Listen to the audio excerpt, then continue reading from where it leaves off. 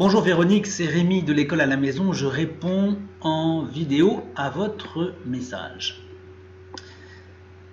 Dans la Drôme, vous êtes bon. Alors, mon fils cadet a été diagnostiqué dyspraxique avec des troubles de l'apprentissage.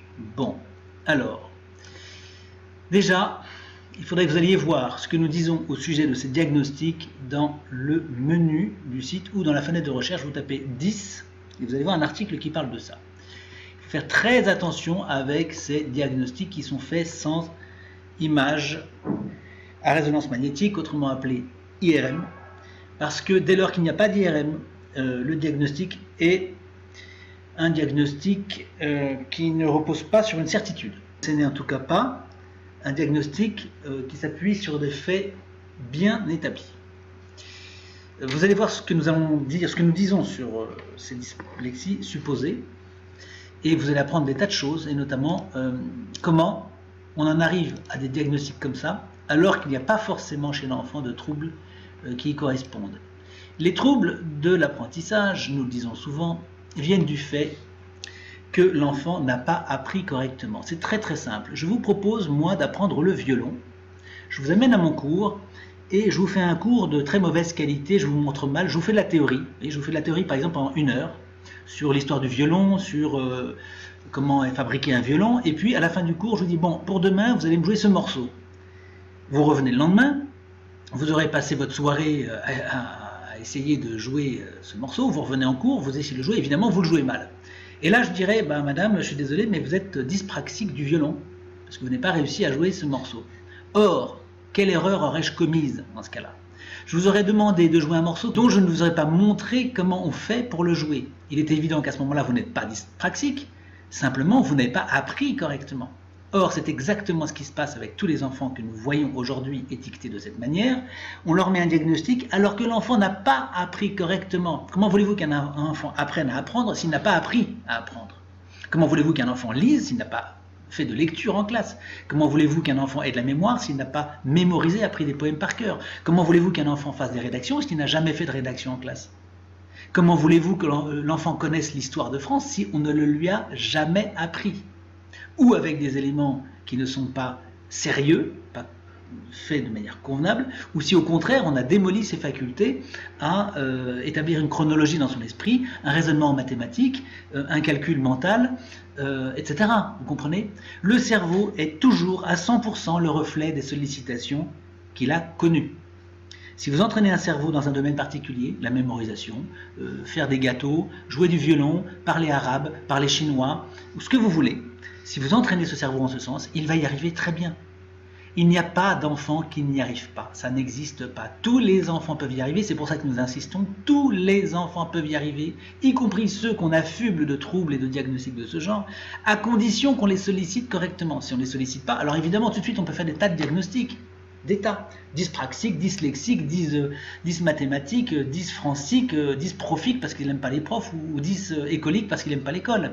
On peut mettre des 10 à toutes les sauces. Ça fait savant, c'est grec, si vous voulez. Donc, évidemment, bien sûr, on est ravi de mettre des mots grecs un peu partout, ça fait savant. Mais c'est fondé sur rien. Il n'y a pas d'IRM. S'il n'y a pas d'IRM, il n'y a pas de diagnostic probatoire. Il n'y a pas de choses certaines. Ça n'est que de la pure spéculation. Ce sont des diafoirus, comme on en a depuis Molière, qui nous font des diagnostics sans savoir. Et vous allez voir qu'en pratiquant la bonne méthode, votre enfant, votre fils cadet, au bout de 3 mois, il n'aura plus ces problèmes-là, il n'aura plus de troubles de l'apprentissage. Alors à ce moment-là, vous pourrez retourner voir le diagnostiqueur, le médecin, vous dire, monsieur, vous m'avez dit que mon fils était dyspraxique, or aujourd'hui il n'a plus ce trouble, comment ça se fait? Et il ne pourra rien vous répondre.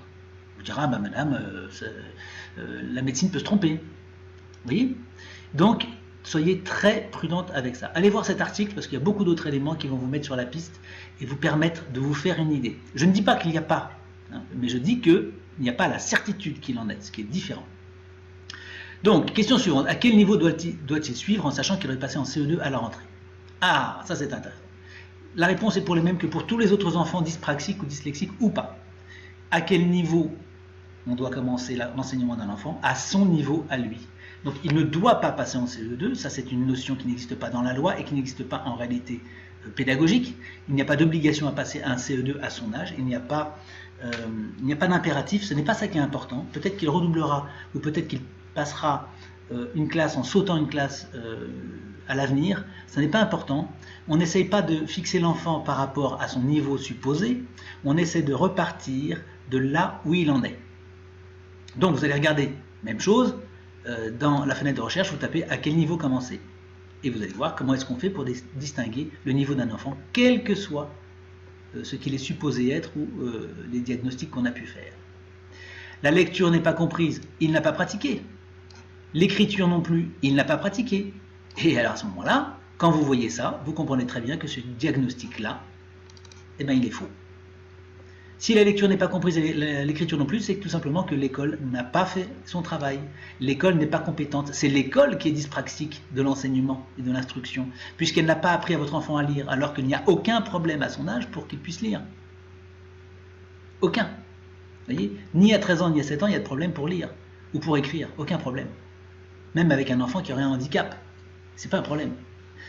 D'accord? Donc peut-être en maths, l'institutrice ou l'instituteur a été meilleur. Bon. Donc il aime ça. Pourquoi est-ce qu'il aime ça? Pourquoi est-ce qu'un enfant aime ça? Voilà, ça, nous abordons cette question. Pourquoi est-ce qu'un enfant aime une matière? C'est parce qu'il a appris dans le plaisir. Tout simplement. Il a appris dans le plaisir. Moi je vous assure que je vous fais faire 2 stages. Un stage de bateau avec des profs super sympas. Vraiment des instructeurs vraiment sympas, comme il y en a au Glénan par exemple. Vous voyez, on passe 15 jours sur un bateau et vraiment on adore ça. Je vous assure, 99% des enfants qui passent par là, ils aiment le bateau. Bon. En revanche, vous faites un stage de voile dans des très mauvaises conditions, avec des instructeurs qui sont désagréables, méchants, mal élevés, ben vous allez détester la voile. Vous faites ça à un enfant, ben il va détester.